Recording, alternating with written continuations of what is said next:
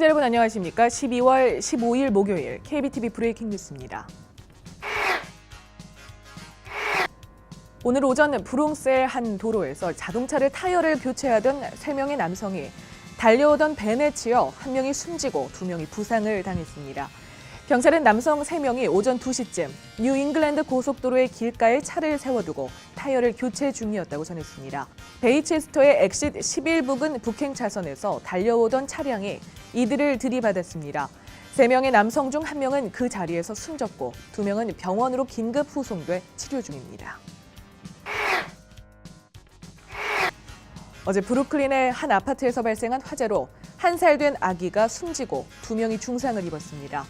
어제 오전 8시 30분경 브라운스빌 260 마덜 게스턴 블러버드에 위치한 13층 건물에서 화재가 발생했습니다. 이 사고로 1살 된 아기가 그 자리에서 숨진 채 발견됐고 성인 2명이 위중한 상태입니다. 화재 진압은 소방인력 투입 1시간 만에 이루어졌습니다. 경찰은 화재 원인에 대해 조사 중입니다. 날씨가 많이 추워졌습니다. 이렇게 기온이 떨어지면 도로도 얼어붙게 마련인데요. 오늘 아침 퀸즈에서는 도로가 미끄러워지면서 크레인을 끌고 가던 트럭이 전복되는 사고가 있었습니다. 오늘 아침 7시경 화이트스톤의 파웰스코브 블러버드와 6애비뉴 교차점에서 트럭이 전복됐습니다. 운전자는 크게 다치지 않은 것으로 알려졌습니다. 이 일로 오늘 아침 화이트스톤의 6애비뉴는 통제됐습니다. 자전거를 타고 가던 사람이 시멘트 트럭에 치여 사망했습니다. 오늘 오전 7시경 맨해튼 12애비뉴와 웨스트 55번가를 지나던 자전거 운전자가 시멘트 트럭에 치이면서 그 자리에서 목숨을 잃었습니다. 현재 트럭 운전자는 경찰 조사를 받고 있습니다. 음주운전을 하다 사고를 내 자신의 아들을 사망에 이르게 한 63세 여성에 대해 징역 5년형이 선고됐습니다. 2015년 6월 26일 술에 취한 채 운전대를 잡은 이 여성은 집 근처에 도착해 우편함과 나무를 들이받았습니다. 당시 조수석에 타 있던 40세의 아들은 중상을 입어 병원으로 이송됐고 3일 뒤 사망했습니다. 당시 이 여성은 알코올 혈중 농도가 0.263에 달했습니다. 꺼진 불도 다시 보자. 이 말을 다시 한번 생각하게 만드는 화재가 발생했습니다. 어제 맨해튼의 웨스트 빌리지에서 화재가 발생했는데 불길이 다시 일어 오늘 아침 소방당국이 또 출동했습니다.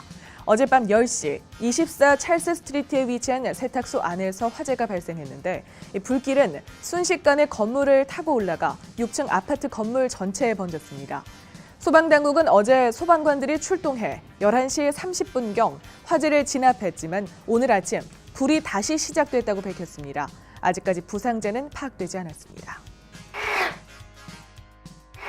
지난 4일 브루클린에서는 25살 신입 교도관 여성 아나스타시아 브라이언이 차량 안에 앉아있다 기습 총격을 받고 숨지는 사건이 발생했죠. 경찰은 이 사건의 용의자로 피해 여성의 전 남자친구를 지목하고 그를 체포했습니다. 경찰은 어제 플랫부시의 지하실 옷장에 숨어있던 전 남자친구 33살 켄 리치몬드를 체포했다고 밝혔습니다.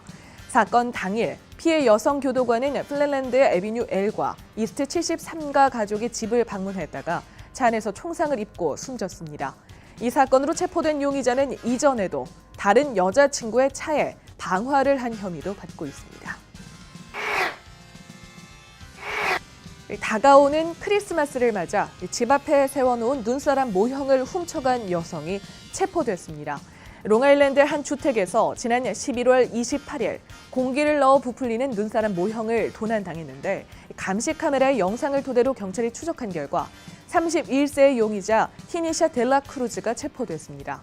감시 카메라 영상 안에는 델라크루즈가 6피트가 넘는 이 모형의 전기 플러그를 뽑은 뒤 약 15분가량 동안 모형 안의 공기를 모두 빼고 훔쳐 달아나는 장면이 모두 담겨 있습니다. 델라크루즈에게는 경절도죄가 적용됐습니다.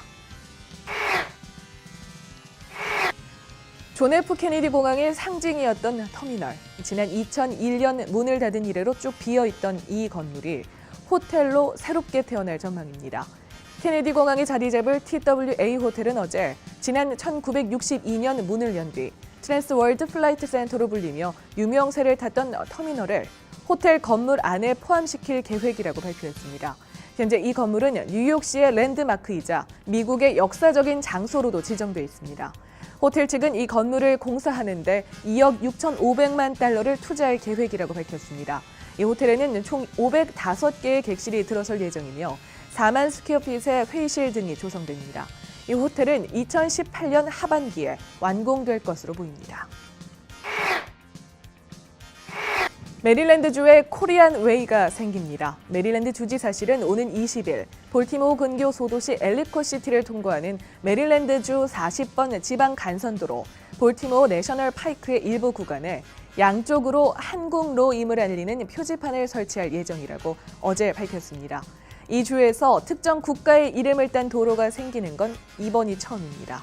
메릴랜드 한인회는 올해 초부터 지역 정치인들을 대상으로 한국로 지정을 요구하는 활동을 벌였지만 주 정부는 이를 들어줄 경우 다른 나라 출신 주민들도 같은 요구를 할 수 있다는 이유로 요청을 거부해왔습니다. 메릴랜드 주지사실에 따르면 이번 한국로 지정에는 한국계 부인을 둔 레리 호건 메릴랜드 주지사가 큰 역할을 했습니다. 호건은 스스로 한국 사위라고 부르며 메릴랜드주에 거주하는 한인들에게 우호적인 입장을 보였던 친한파 정치인입니다.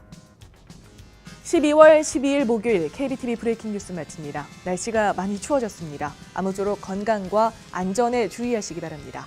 시청해주신 여러분 고맙습니다.